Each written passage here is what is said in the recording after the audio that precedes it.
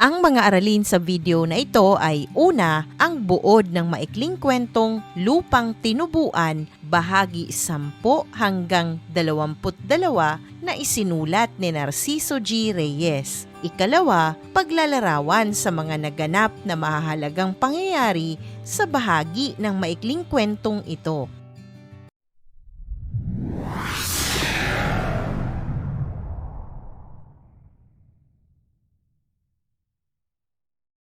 Sabay-sabay nating basahin at unawain ang bahagi 10 hanggang 22 ng maikling kwentong Lupang Tinubuan ni Narciso G. Reyes. Habang nag-iisa si Danding sa bukid, napansin niya sa gawing kaliwa ang isang matandang lalaki na abala sa pagkakayas ng kawayan na si Lolo Tasio. Ang itak ng matanda ay kumikislap sa ilalim ng araw, wari isang hiyas na sumasagisag sa husay, karanasan at mahabang panahong ginugol niya sa lupaing iyon. Tumayo si Danding at lumapit sa matanda at doon nagsimula ang isang mahalagang pag-uusap na magbubuka sa kasaysayan ng kanyang ama. Si Lolo Tasio ang unang nagsalita at agad niyang napansin ang pagkakahawig ni Danding sa kanyang ama, hindi lamang sa anyo kundi sa ugali at pag-iisip. Ayon sa kanya, kapwa balisa sa maraming tao ang mag-ama at mas pinipiling mapag-isa. Sumang-ayon si Danding sa ipinaliwanag na may mga sandaling kailangan ng tao ang katahimikan upang mag-isip at magnilay. Lalong pinagtibay ni Lolo Tasio ang obserbasyon. Bata pa lamang ang ama ni Danding ay may isip na lagpas sa kanyang edad. Mahinahon, malalim at parang may isip ng magulang. Nausisa ni Danding kung nasaksihan ba ni Lolo Tasio ang kabataan ng kanyang ama. Napahalakhak ang matanda at buong pagmamalaking isinalaysay na siya mismo ang nagbaon ng inuna ng ama ni Danding. Isang pahiwatig ng malalim na ugnayan at pagiging saksi niya sa simula ng buhay nito. Siya rin ang gumawa ng unang mga laruan ng ama ni Danding at nag-alaga rito matapos itong maulila agad sa ama. Sa bahaging ito, lalong naging malinaw kay Danding ang bigat ng pinagdaanan ng kanyang ama sa murang edad. Biglang tumayo si Lolo Tasio at itinuro ang iba't ibang bahagi ng bukid. Isa-isa niyang ikinuwento ang masasayang alaala ng kabataan ng ama ni Danding, kung saan ito nagpapalipad ng saranggola, kung saan ito nahulog sa kalabaw habang tumutulong sa pag-aararo at halos hindi tumigil sa pag-iyak sa sakit. Ang mga pangyayaring ito ay naglarawan sa ama ni Danding bilang isang karaniwang batang probinsyano, masigla, mausisa at natuto sa pamamagitan ng karanasan.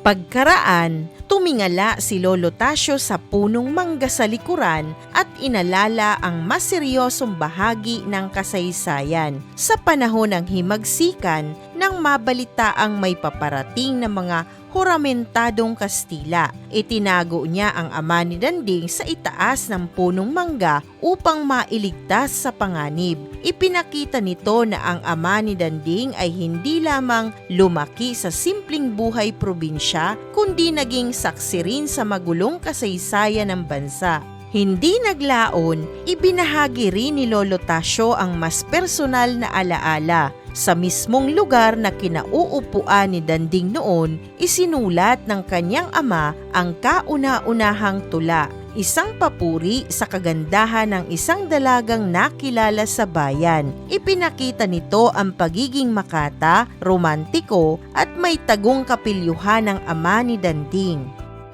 Napangiti si Danding at pabirong nagtanong kung ang dalagang iyon ba ang naging dahilan ng pagluwas ng kanyang ama sa Maynila. Saglit na natigilan si Lolo Tasio, wari muling nilalasap ang alaala ng nakaraan. Bago niya inamin na oo, nahuli raw ang dalawa sa tabi ng isang mandalang palay sa liwanag ng mga aandap-andap na bituin. ating naunawaan ang bahagi 10 hanggang bahagi 22 ng maikling kwentong Lupang Tinubuan.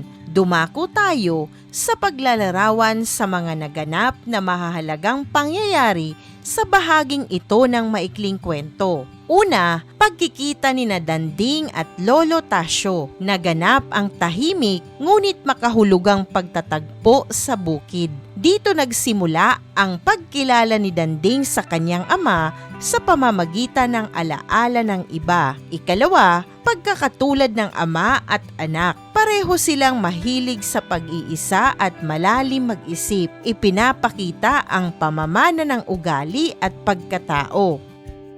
Ikatlo, pagbubunyag ng kabataan ng ama. Isinalaysay ni Lolo Tasyo ang paglaki ng ama ni Danding, ang pagiging ulila, paglalaro, pagtatrabaho sa bukid. Ipinakita ang hirap at saya ng buhay sa probinsya. Ikaapat, karanasan sa panahon ng himagsikan. Ipinakita ang panganib at takot na naranasan ng ama ni Danding. Nagbibigay lalim sa kontekstong historikal ng kwento. Ikalima, pagkakatuklas sa pagiging makata at romantiko ng ama. Ang kauna-unahang tula ay simbolo ng simula ng kamalayan at paglikha. Nagpapakita ng damdamin, sining at kabataan. At ika-6, pag-ibig bilang simula ng pag-alis sa malawig. Ang dalaga at ang pangyayaring nahuli sa mandala ng palay ay nagbigay daan sa pagluwas sa Maynila. Sumisimbolo sa paglipat mula probinsya patungo sa lungsod at sa paghubog ng kapalaran. Isang mahalagang aralin muli ang iyong napanood. Maraming salamat sa panonood sa channel na Aralin sa Filipino. Huwag mag-atubiling mag-comment ng inyong tanong, suggestions o paglilinaw ukol sa aralin. Munting kahilingan sa iyong kaibigan, paki-like, share and subscribe para updated ka sa mga susunod pang bagong video ng Aralin mo sa Filipino.